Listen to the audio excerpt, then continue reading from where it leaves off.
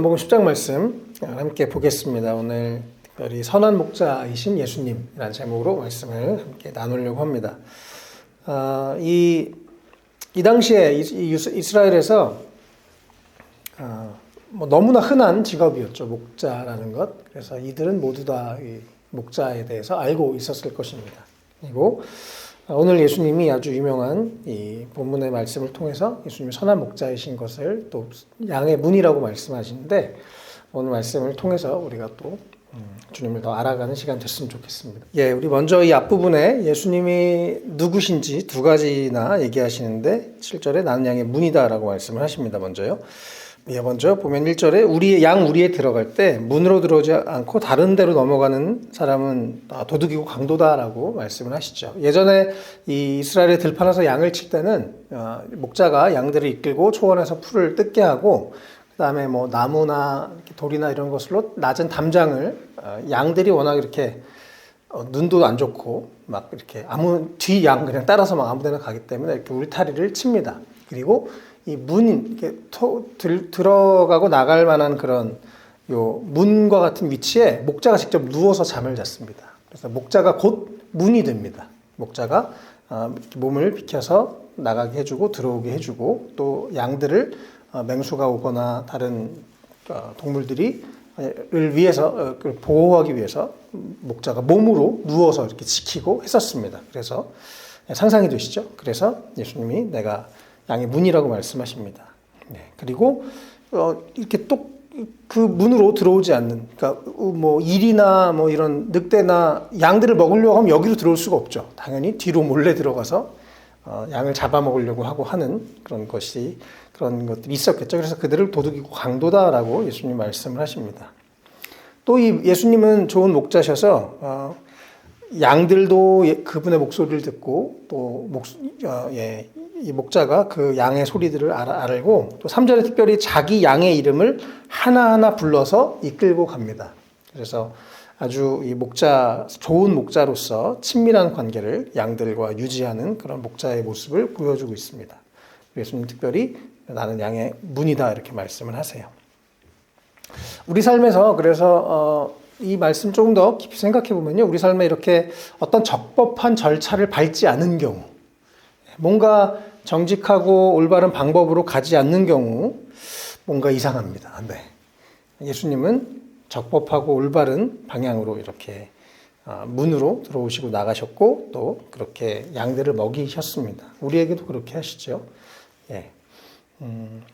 또 4절에 보면 이 목자이신 예수님께서 양들을 다 불러낸 다음에 앞서가고 양들도 그를 따라갑니다. 그리고 그래서 참 양들을 사랑하시는 모습, 또 서로 정말 교감이 있는 그런 모습들을 우리가 보게 됩니다.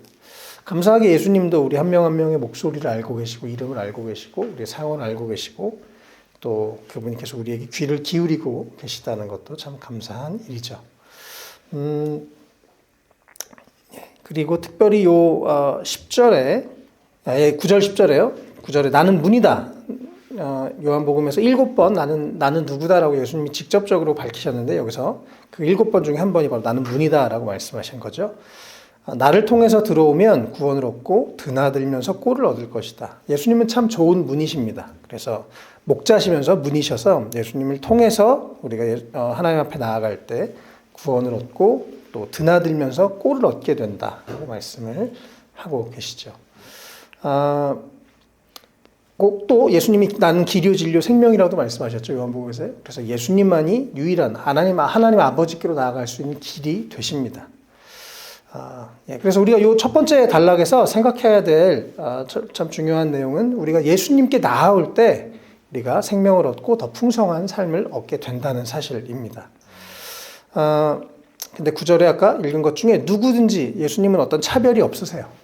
그래서 누구나 웰컴하십니다. 예수님 앞에 나오는 자들 누구나 웰컴하시고, 또 구원을 주시고 드나들면서 계속 꼴을, 그 생명의 양식을 먹게 되는 것이죠.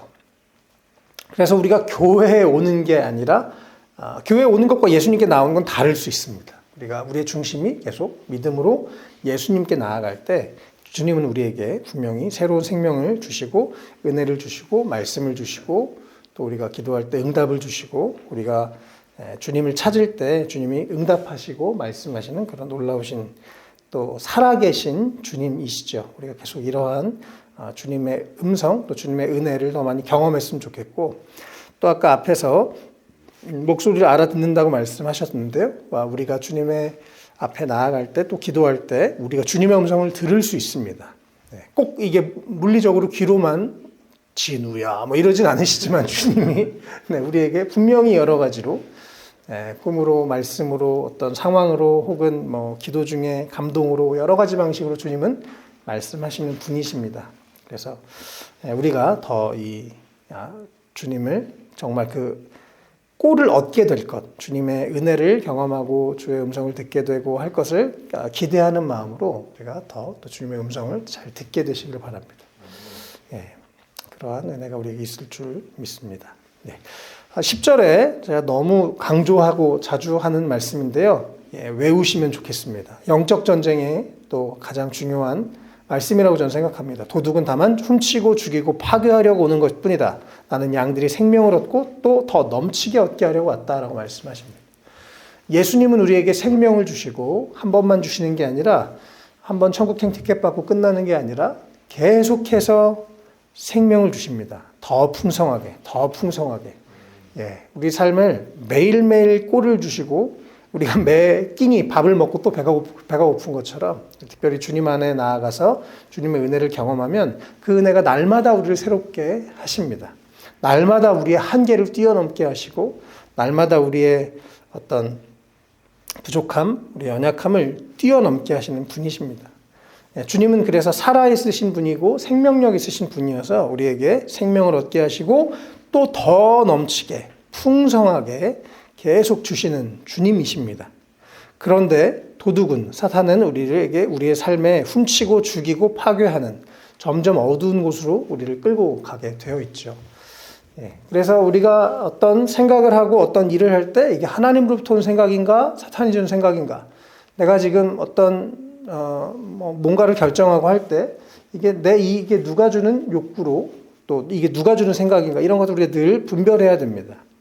하나님이 주신 생각이 아니면 그것은 결국 우리를 도둑질하고 죽이고 멸망시키는 점점 어두운 길로 가게 됩니다. 그러나 주님의 길을 따라가면 점점 빛을 향해서 더 생명력 있고 더 풍성한 삶을 살게 됩니다. 제가 어저께 어떤 우리 청년을 하나 만났습니다. 오랫동안 잘 알고 지내던 청년인데 이제 이 친구가 좀 힘든 일이 있었어요. 그래서 기도 요청을 하고 그랬다 이제 몇 달 만에 만나서 어저께 막 간증을 하는 거예요. 자기가 예수님 만난 얘기. 그래서 목사님 저 예수님 만나가지고요. 막 눈물을 흘리면서 제 삶이 변했어요. 너무 지금 신나고 막 행복해서 그 주님의 빛이 비춰지니까 이제서야 내가 살겠다. 그런 얘기 하더라고요. 저는 그동안 호구처럼 살았어요. 저는 그동안 너무 눌려 살았어요. 그런데 예수님을 믿고 보니까 제 성격이 그게 아니었어요.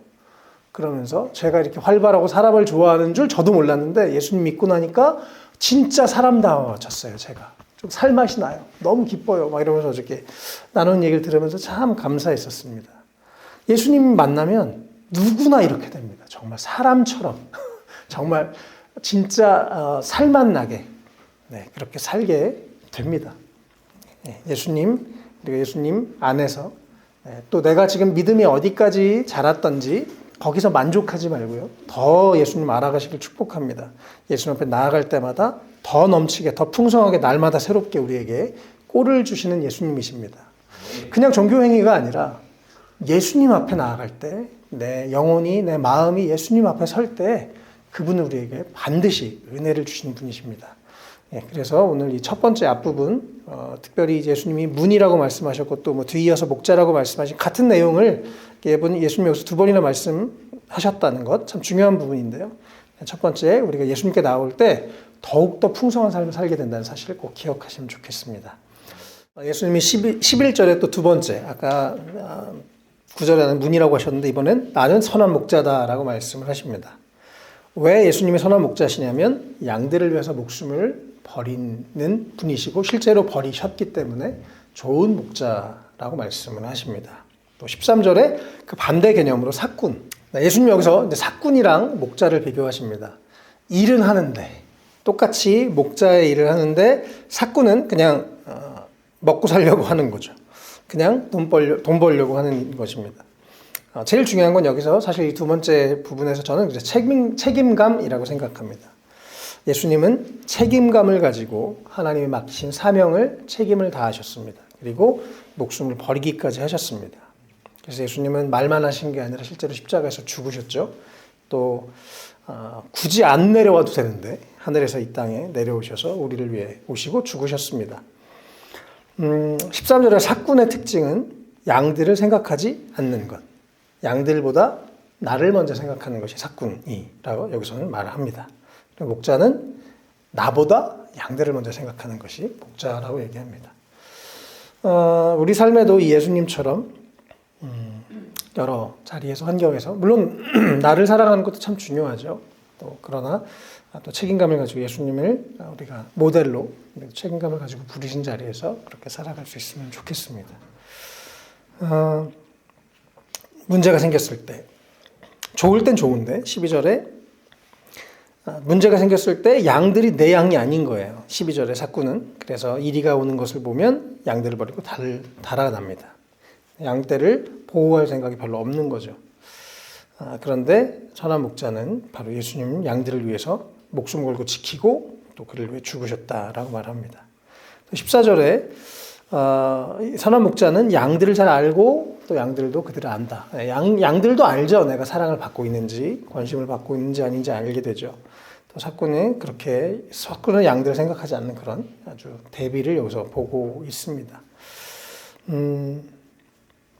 15절 그것은 마치 아버지께서 나를 아시고 내가 아버지를 아는 것 같은 하나님 아버지와 예수님의 그런 친밀감이 양과 목자 사이에서 있다고 합니다. 예수님이 그렇게 주님이 그 아버지와의 사랑을 누리셨던 것처럼 그 사랑을 또 제자들과 그 예수를 따르던 사람들에게 사랑을 주셨고 그들의 음성을 듣고 그들을 사랑하셨습니다. 우리도 이렇게 예수님처럼 사랑하고 또 나만을 위해서 사는 게 아니라 다른 사람을 위해서 살는 또 다른 사람에게 나눌 수 있고 베풀 수 있는 우리의 삶이 되면 좋겠습니다. 또 책임감을 가지고 살 수 있는 우리가 됐으면 좋겠어요. 예수님은 또 거기에서만 만족하는 것이 아니라 예수님의 책임감, 인류를 구원하고자 하는 하나님의 부르심과 사명, 그것 때문에 예수님은 16절에 나에게는 이 무리에 우리에 속하지 않은 다른 양들도 예수님의 눈과 마음은 그게 보입니다. 나는 그 양들도 이끌어 와야 한다. 그들도 내 목소리를 들을 것이며 한 목자 아래서 한 무리 양떼가 될 것이다.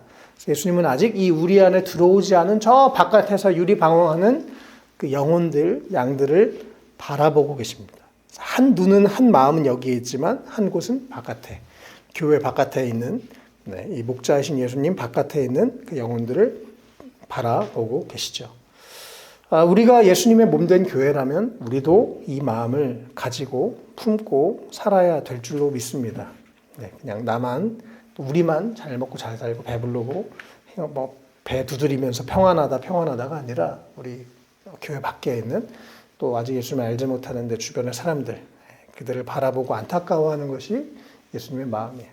어제 그 청년이 목사님 제가 예수님을 믿고 보니까 이제 21살인가? 어린 친구예요. 근데 이제 막 우울증이 오고 힘들어서 인생의 어려움들을 겪다가 이번에 예수님을 만나게 됐는데 목사님 제가 진짜 예수님 믿고 나니까요. 자기 친구들 중에 예수님 안 믿은 친구들 생각하면 그렇게 눈물이 난다고. 그래서 매일매일 인스타에다 막 자기가 뭐라도 올리려고 막 그렇게 한다는 걸 보니까 진짜 너 변했구나 이런 생각이 들더라고요. 이것이 주님의 마음입니다. 당연한 마음입니다. 제가 이번 주에 성현 형제 잠깐 만나서 같이 밥 먹고 교제하고 했었는데 거기가 마침 이태원이었어요. 그래서 이제 성현 형제를 보내고 딱 돌아서는데 그 이태원 사고 났었던 바로 그 곳이었습니다. 그래가지고 저희 이제 개척하고 1주년 됐을 때 2022년 10월 31일이었던 것 같은데 그때 29일 날 이제 저희가 30일 날이 예배였고 1주년 감사 예배였고 전날 밤에 이태원에서 사고가 났었죠. 그래서 많은 청년들이 죽었습니다.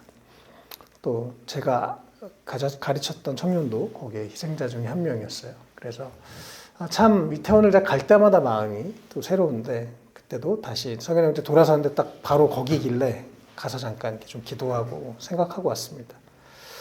예, 참 또 지난주엔 저희 같이 사역자들이 아이들이랑 같이 밥 먹으려고 강남역에 잠깐 갔었었는데 거기에 주일날 얼마나 사람이 많은지 강남역에 또 이태원에도 사람이 많고 정말 여기저기 젊은이들은 참 많아요. 예, 근데 그들이 주님을 알지 못하는 것 생각하면서 참 마음이 아프고 무거운 마음을 갖고 기도하게 되었습니다. 계속 제가 지금 말씀을 정말 이 시대에 예수 한 달 전인 것 같아요. 한 3, 4주 전인 것 같아요. 지금 계속 이렇게 금식하고 기도하는 중에 어느 날 그런 생각이 그냥 문득 들었습니다. 예수님이 지금 이 시대에 오셨으면 뭐 하셨을까? 그래서 계속 그 주제를 가지고 고민하고 생각하는 중에 예수님도 이 시대에 오시면 이런 온라인을 통해서 말씀을 전하지 않으셨을까? 다 이거 보고 있으니까 그런 생각이 들어서 지금 이제 말씀을 전하려고 저도 고민하고 기도하고 준비하고 있는데 한편으로는 참 두려워요. 잘할 수 있을까? 또 흐지부지 되는 거 아니야? 이런 생각도 하고 또 한편으로 정말 이 기도하고 생각할수록 안타깝기도 하고 어떻게 정말 이 핸드폰을 보면서 다 시간을 때우고 있고 또 정말 마음에 구멍이 나고 힘든 청년들 어떻게 다가갈 수 있을까? 어떻게 더 많은 사람들에게 복음을 전할 수 있을까? 이런 고민들도 하게 됩니다. 예. 이게 당연한 고민이라고 생각합니다. 목사로서 당연한 책임감이라고 생각하고요. 또 주님의 마음이라고 생각합니다. 기도해 주시면 좋겠어요. 계속 잘 준비해서 이제 우리 고난주간에 한번 제가 시범 방송 겸 또 이렇게 고난주간 말씀 같이 나누고 4월 1일 날 이제 부활주일 다음 날부터 이제 말씀을 온라인으로 전하려고 지금 생각하고 있는데, 예, 그래서 그냥 또 하나의 뭐 설교 방송 이건 별로 의미가 없을 것 같고 이미 좋은 저보다 훨씬 훌륭한 분들이 많으니까요. 어떻게 좀 정말 이 시대의 젊은이들, 청소년들, 예, 또 어른들, 예수님을 알지 못하는 사람들에게 어떻게 그들에게 들리는 복음을 전할 수 있을까 그런 고민들 하고 있습니다. 그래서 기도를 부탁드리고 이게 뭐 저의 개인의 일이 아니라 우리 교회의 일이라고 생각해요. 그래서 예, 또 우리 교회 돌파구를 위해서 기도하는 중에 또 생각이 난 거라서 어쨌든 기도를 좀 부탁드리겠습니다. 예, 예수님은 어쨌든 계속 이 책임감을 가지고 목자로서 양들을 위해서 목숨을 버리셨고 또 아직 우리에 들어오지 않은 양들을 바라보시면서 안타까워하시고 하나님의 마음을 가지고 그들도 와야 되는데 그들을 내가 데려올 거야 라고 하는 주님의 마음이 있으셨습니다. 네. 그리고 예수님이 기꺼이 17절에 내가 목숨을 다시 얻으려고 내 목숨을 기꺼이 버렸다라고 예수님은 그리고 하나님이 아버지께서 그것을 아시고 그 모습을 나의 그런 모습을 사랑하신다라고 말씀하십니다. 예수님은 기꺼이 하나님 자신에게 허락된 목숨을 아버지의 뜻을 따라 드리기를 원하셨습니다. 우리도 우리에게 허락된 인생, 우리에게 허락된 시간, 우리에게 허락된 이 삶을 또 다른 사람을 위해서 나누고 베풀 수 있는 예수님처럼 살아가는 모습, 또 부르신 자리에서 사명감을 가지고 책임감을 가지고 살아가는 우리의 삶이 되면 좋겠습니다. 이번에 세 번째 부분이요. 유대 사람들과 또 예수님과의 논쟁이었습니다. 특별히 이제 22절에 좀 이제 상황이 바뀌어서 예루살렘에서 성전 봉헌절, 수전절이라고 하는데요. 겨울에 있는 하누카라는 그 절기입니다. 예전에 마카비 전쟁이라는 전쟁 이후에 이렇게 생긴 명절인데요. 우리로 따지면 11월, 12월 정도가 돼요. 예수님이 성전 경내 솔로몬 주랑 아주 많은 사람들이 모여서 논쟁하고 이야기하는 광장 같은 곳에 있었습니다. 그리고 사람들이 죽이려고 했지만 그냥 담대하게 사명에 따라서 말씀을 전하고 계셨죠. 유다 사람들이 24절에 물어보죠. 당신이 언제까지 마음을 졸리게 하렵니까? 그리스도면 메시아면 분명하게 얘기하십시오 라고 얘기하죠. 예수님이 25절 내가 이미 말했는데 이미 예수님은 여러 번 말씀하셨습니다. 그런데 그들이 믿지 않은 것입니다. 네. 예수님이 말씀도 하셨고 기적도 베푸셨고 그래서 계속 예수님이 내가 하나님의 아들이고 하나님이 보내신 자라고 말씀을 하셨는데요. 유대인들이 그것을 듣지 않았고 보지 않았습니다. 그래서 이 세 번째 단락을 통해서 우리가 가져야 될 중요한 교훈은 우리가 매사에 겸손히 하나님의 뜻을 잘 분별해야 된다는 것입니다. 26절에는 예수님은 이제 너희가 믿지 않는 건 너희가 내 양이 아니기 때문에 라고 예수님이 말씀을 하셨습니다. 뭐 너네가 그러면 이제 너네가 뭐 양으로 선택받지 않았냐, 뭐 예정되지 않았냐, 그렇게 예정론으로 사람을 막 뭐 너네는 예정받지 않은 거야, 라고 아예 주님 앞에 들어올 그 길을 막아버리는 것은 정말 잘못된 신학으로 사람을 죽이는 거고요. 그들이 선택하지 않은 것입니다. 하나님은 우리를 부르셨는데 우리가 선택하지 않을 수 있어요. 네. 그리고 예수님의 양들은 목소리를 알아듣고 또 28절 예수님은 그들에게 영생을 준다라고 말씀하십니다. 또 너희들이 내 앞에 나오면 아무도 내 손에서 빼앗아갈 수 없다. 예. 왜냐하면 만유보다 크신 그 아버지 하나님이 나와 함께 하시기 때문에 네. 아무도 나에게 나오면 빼앗아갈 자가 없다. 그런데 너희들이 선택해야 되는데 너희들이 선택하지 않았고 너희들이 거부한 거야 라고 예수님이 말씀을 하십니다. 이 유대인들은 계속 예수님을 잘 말하는 걸 못 들어요. 예수님 분명히 나는 하나님을 보냈어 라고 계속 여러 번 얘기하시는데 이들이 왜 못 들을까요? 네, 자신들의 생각이 꽉 들어차 있고 자신들의 관점이 있고 자신들의 견해가 있어서 또 그런 전통이 있고 그런 율법주의 그런 생각들이 있어서 하나님의 뜻을 못 보고 있습니다. 그래서 그 문제는 사실 예수님의 문제가 아니라 예수님은 정말 단순하고 순수하게 얘기하시는데 본인들의 문제였습니다. 우리가 때로는 그런 것 같아요. 우리의 어떤 경험, 우리의 어떤 왜곡이 본질을 잘못 이해하거나 해석하게 하는 경우가 분명히 있습니다. 그래서 우리가 매사에 다른 사람에게 쉽게 손가락질하고 혹은 따지는 것보다 내가 겸손한 마음인가? 먼저 잘 살펴보고 두 번째, 하나님의 뜻이 정말 무엇인가? 잘 분별해야 될 줄 믿습니다. 네. 그래서 예수님이 이렇게 계속 말씀을 하시죠. 근데 이들은 예수님이 이 얘기 하시니까 돌을 치려고 아니 어디 뭐 하나님의 뜻이라고 당신을 하나님이랑 동등시하냐라고 하면서 신성모독이다라고 얘기할 수 있죠. 근데 실제로 제가 계속 아무리 말씀을 읽어봐도 저도 유대인 입장에서 이거 쉽지 않았을 것 같긴 해요. 그렇죠? 이미 자기가 알았고 배워왔고 그런 문화권 안에 살았고 알고 있었는데 근데 내가 생각한 거랑 다른데 그분이 오셨다니까요. 참 혼란스러웠을 것 같습니다. 저번에 제가 네팔에서 만났던 네팔 그 감독님, 목사님이신데 이분도 힌두 문화잖아요. 힌두는 다신교잖아요. 이것도 신이고 저것도 신이고 이것도 신이고. 근데 유일신이 한 분이다. 이거가 너무 어려운 거예요. 힌두교에서. 예수도 또 하나의 신이지, 3억 3천만 개가 신이 있다니까 또 하나지. 그냥 이러면 되는데, 근데 그분은 유일한 하나님이시고, 오직 그분을 통해서 구원받을 수 있다. 이러니까 이게 너무 어려운 거예요, 처음엔. 근데 그게 믿어지고 받아들여지니까, 내가 그동안 잘못 알고 있었구나. 이걸 내려놓고 겸손함으로 받아들이게 되니까, 이제 예수를 믿게 되고 삶이 바뀌었다. 이런 얘기를 들었는데요. 그래서 우리 삶에 정말 겸손함이 없으면 내 생각을 내려놓는 것, 또 내가 잘못됐다고 인정하는 것 참 어려운 것 같습니다. 시간이 지날수록 우리의 생각과 철학과 우리의 것들이 다 쌓여있기 때문에 더 어려운 것 같아요. 그러나 우리에게 그래서 참 겸손함이 필요한 것 같습니다. 계속 어떤 문제가 있을 때 이것이 나한테서 찾고 또 하나님 앞에서 정직한 마음으로 보려고 하는 것이 참 중요한 것 같아요. 유대 사람들은 예수님의 말을 듣고 받아들이든지 안 받아들이든지 둘 중에 하나인데 거기서 못 받아들이겠는 거죠. 그래서 돌로 치려고 자신들을 정당화하려고 그렇게 하는 모습을 보게 됩니다. 그러니까 예수님이 32절에 나는 많은 선한 일을 했는데 왜 나를 돌로 치려고 하냐? 그러니까 33절에 유대 사람들이 당신이 하나님을 모독했기 때문에 돌로 치려고 한다라고 얘기합니다. 그러면 34절에 율법에 내가 너희를 신들이려다 하였단 말을 기록되어 있지 않느냐라고 말씀하시는데요. 이게 시편 82편 6절에 있는 말씀입니다. 하나님의 올바른 재판에 대한 판결에 대한 말씀인데요. 그래서 재판관, 판결하는 사람들을 신이라는 단어로 썼었던 부분이 구약 성경에 실제로 있기 때문에 시편 82편 6절을 인용해서 그 신이라는 단어가 재판관 혹은 천사들이라는 단어로 쓰였습니다.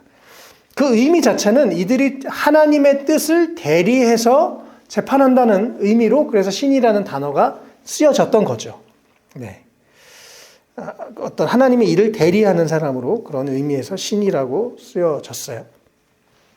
그래서 시편 82편 6절에 이런 말씀도 있는데 하나님의 말씀이 있는데 라고. 근데 나는 36절 아버지께서 거룩하게 해서 세상에 나를 직접 보낸 난 그런 사람이야 라고. 네. 그래서 하나님 모독하냐고 이제 물어보니까 모독하냐고 물어보시면서 37절에 내가 아버지 일을 하지 않거든 나를 믿지 마라. 그러나 내가 그런 일을 하고 있으면 아버지 일을 하고 있으면 내 말은 안 믿어도 내가 하는 일을 통해서 그를 믿어라라고 말씀하십니다. 예수님이 그래서 우리에게 분별에 대해서 가장 중요한 말씀을 마태복음 7장 7절로 제가 기억하는데 네, 열매를 보면 그들을 알리라 말씀하셨습니다. 그 거짓 선지자들을 분별하는 이단을 분별하는 기준 열매를 보면 그들을 알리라. 그리고 그것은 사실 예수님에게도 우리가 해당되는 말씀입니다. 예수님과 또 하나님의 사람들 또 건강한 교회 분별하는 법은 열매를 보면 압니다. 네.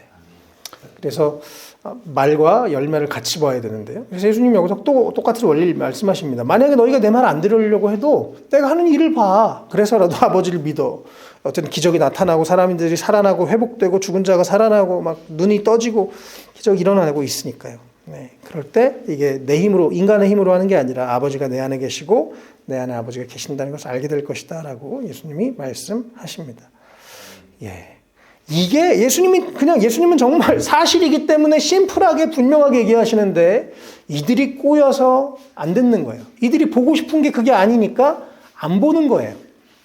그래서 사실은 이 유대인들에게 문제가 있었던 것입니다.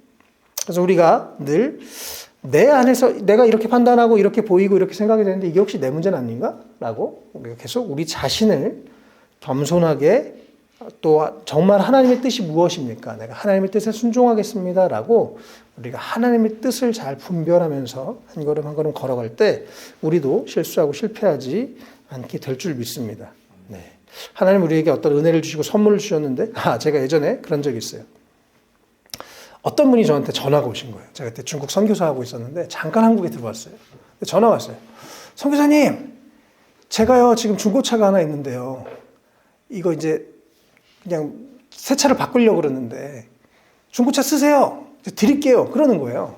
그래서 제가 선교사가 무슨 차가 필요해요. 괜찮아요. 근데 제가 이제 알아보니까 중고차 시세가 1,000만 원 되는 차였어요. 그러니까 괜찮은 차였어요. 제가 그 당시에 잠깐 한국에 들어와서 어쩔 수 없이 정말 그 망가져서 버리기 직전의 차를 잠깐 쓰고 있었는데 저는 이제 임시라고 생각하고 또 다시 중국으로 가야 되니까 이런 생각을 하고 괜찮습니다. 또 사실 저의 선입견 안에는 나는 선교사는 뭔가 이 무소유로 살아야 돼. 이런 생각이 너무 강했어요. 그래가지고 안 받을게요. 괜찮습니다. 그리고 이제 전화를 끊었습니다.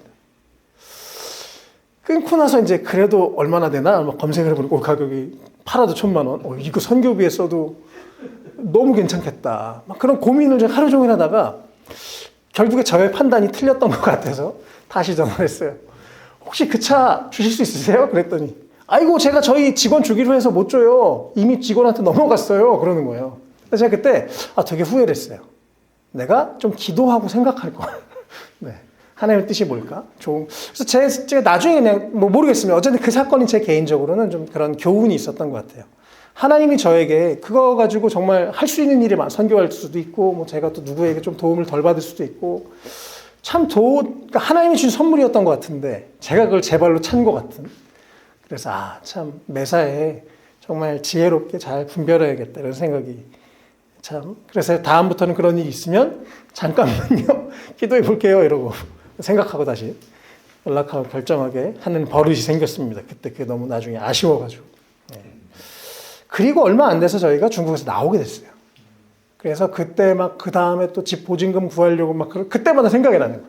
야, 그거 있었으면 지금 타고 다니고 안 되면 팔고 참 사람이 이렇게 지혜가 없습니다. 네.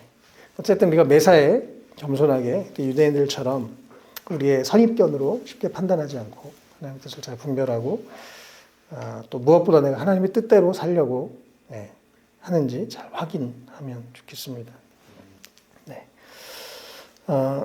오늘 이 말씀 통해서요. 오늘 세 가지 내용들을 좀 살펴봤는데 예수님은 선한 목자가 되십니다. 그래서 우리가 오직 예수님께 나올 때만 풍성한 삶을 얻게 되고 이게 계속 끊임없는 그 정말 자원이 끊임없는 하늘의 영원하고 풍성한 생명이 계속 우리 가운데 날마다 새롭게 부어집니다. 그래서 우리가 종교 생활이 아니라 진실로 주님 앞에 우리의 중심이, 우리의 마음이 주님 앞에, 또 말씀 앞에, 또 기도 앞에 진실한 마음으로 설 때 우리가 더욱더 풍성한 은혜를 누리게 될 줄 믿습니다. 또 저도 목사로서 계속 내가 정말 선한 목자인가? 이런 고민들을 다시 한번 해보는 시간, 이번 말씀이었는데, 또 우리가 책임감을 가지고 각자가 부르신 자리에서, 사명의 자리에서 책임감을 가지고 살아가는 기쁨으로 기꺼이 또 다른 사람을 위해서 우리의 생명과 시간과 재정, 한 번 죽는 거 오히려 쉬운 것 같아요. 그렇죠? 근데 누군가에게 우리가 다른 사람들에서 뭔가 나눌 수 있는 것 참 축복인 것 같고, 또 우리가 예수님처럼 책임감을 가지고 살아갈 수 있으면 좋겠습니다. 또 마지막으로 우리 매사에 겸손한 마음을 가지고 늘 이것이 하나님의 뜻인가? 이것이 하나님이 기뻐하신 일인가? 잘 하나님의 뜻을 분별하면서 살아가는 지혜가 있는 우리가 되면 좋겠습니다. 또 예수님의 이 16절 말씀처럼 정말 우리 교회를 통해서 또 나를 통해서 우리 아직 무리에 들어오지 않은 영혼들, 하나님을 알지 못한 영혼들, 그들이 더 예수님을 알게 되는 그런 축복이 있도록 우리가 또 함께 계속 기도하고 또 기회가 될 때 예수님을 전하는 우리가 되면 좋겠습니다.